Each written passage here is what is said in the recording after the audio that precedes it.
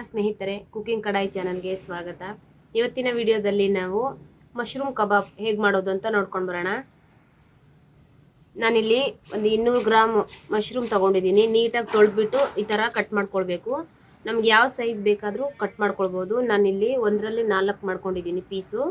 ನಿಮಗೆ ದೊಡ್ಡದು ಬೇಕಾದರೆ ದೊಡ್ಡದು ಸೈಜ್ ಕಟ್ ಮಾಡ್ಕೊಳ್ಬೋದು ನೀವು. ಇದಕ್ಕೆ ಏನೆಲ್ಲ ಹಾಕ್ಕೊಳ್ಬೇಕೀಗ, ನಾನಿಲ್ಲಿ 2 ಸ್ಪೂನು ಚಿಲ್ಲಿ ಪೌಡರ್ ತೊಗೊಂಡಿದ್ದೀನಿ, ರುಚಿಗೆ ತಕ್ಕಷ್ಟು ಉಪ್ಪು, ಸ್ವಲ್ಪ ಅರಿಶಿನ ಪುಡಿ, 1 ಸ್ಪೂನು ಧನಿಯಾ ಪುಡಿ, ಆಮೇಲೆ 1 ಸ್ಪೂನ್ ಗರಂ ಮಸಾಲ ತೊಗೊಂಡಿದ್ದೀನಿ. ಇದನ್ನೆಲ್ಲ ಹಾಕ್ಕೊಳ್ಳೋಣ. ಈಗ ಮಸಾಲೆ ಎಲ್ಲ ಹಾಕ್ಕೊಂಡಾದ್ಮೇಲೆ ನಾನಿಲ್ಲಿ 1.5 ಸ್ಪೂನು ಮೈದಾ ತೊಗೊಂಡಿದ್ದೀನಿ, 2 ಸ್ಪೂನು ಕಾರ್ನ್ಫ್ಲೋರ್ ತೊಗೊಂಡಿದ್ದೀನಿ. ನಾನಿಲ್ಲಿ ಒಂದು ಅರ್ಧ ಸ್ಪೂನ್ಗಿಂತ ಸ್ವಲ್ಪ ಜಾಸ್ತಿ ಜಿಂಜರ್ ಗಾರ್ಲಿಕ್ ಪೇಸ್ಟ್ ತೊಗೊಂಡಿದ್ದೀನಿ. 1 ಮೊಟ್ಟೆ ತೊಗೊಳ್ಳೋಣ.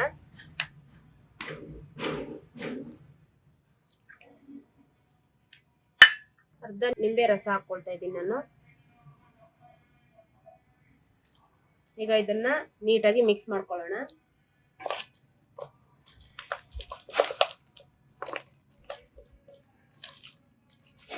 ಸ್ವಲ್ಪ ಸ್ವಲ್ಪ ನೀರು ಹಾಕ್ಕೊಂಡು ಮಿಕ್ಸ್ ಮಾಡ್ಕೊಳ್ಬೇಕು. ಸ್ವಲ್ಪ ಸ್ವಲ್ಪನೇ ಹಾಕ್ಕೊಳ್ಬೇಕು, ಜಾಸ್ತಿ ನೀರು ಹಾಕ್ಕೊಳ್ಬಾರ್ದು.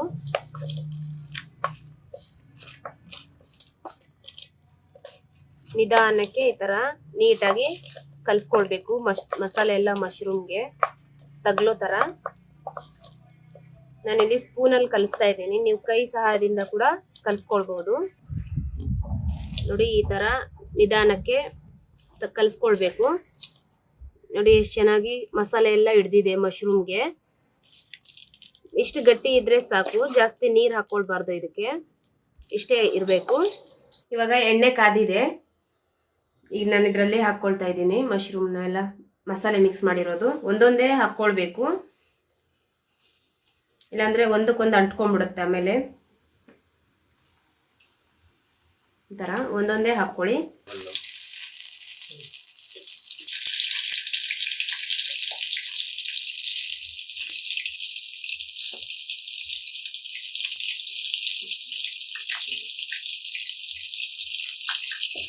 ನಾನಿಲ್ಲಿ ಸ್ಪೂನೇ ಯೂಸ್ ಮಾಡಿದ್ದೀನಿ. ನಿಮಗೆ ಸ್ಪೂನಲ್ಲಿ ಇಷ್ಟ ಇಲ್ಲ ಅಂದರೆ ನೀವು ಕೈಯಲ್ಲಿ ಸಹ ಹಾಕ್ಕೊಳ್ಬೋದು.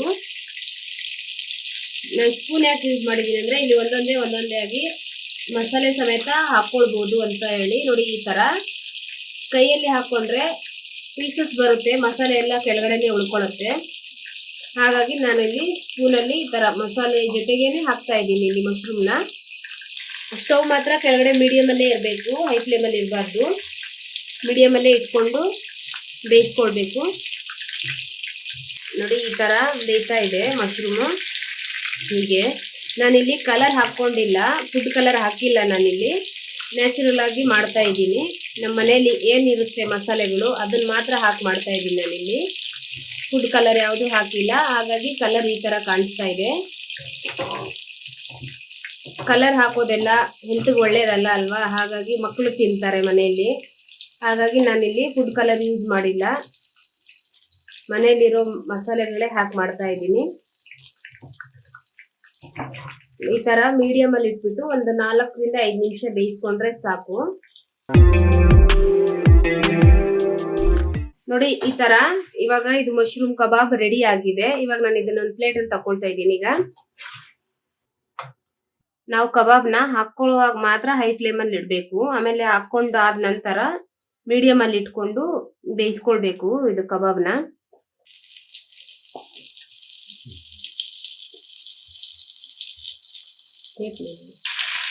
ನಾನ್ ವೆಜ್ ತಿಂದೇ ಇರೋರ್ಗೂ ಅಷ್ಟೇ, ನಾನ್ ವೆಜ್ ತಿಂದೇ ಇರೋರು ಕೂಡ ತಿನ್ಬಹುದು ಮಶ್ರೂಮ್ ಕಬಾಬ್ನ. ಚಿಕನ್ ಕಬಾಬ್ ತರನೇ ಫೀಲ್ ಕೊಡುತ್ತೆ ಇದು. ತುಂಬಾ ಈಸಿಯಾಗಿ ಮಾಡ್ಕೊಳ್ಬಹುದು ಮಶ್ರೂಮ್ ಕಬಾಬ್ನ. ಮಕ್ಕಳು ತುಂಬಾ ಇಷ್ಟಪಟ್ಟು ತಿಂತಾರೆ, ಮನೆಯಲ್ಲೇ ಮಾಡ್ಕೊಳ್ಬಹುದು ನಾವು ಈಸಿಯಾಗಿ. ಇದನ್ನ ಮಕ್ಕಳಿಗೂ ಕೂಡ ಹೆಲ್ದಿ ಇರುತ್ತೆ ಮನೆ ಫುಡ್ ತಿಂದ್ರೆ.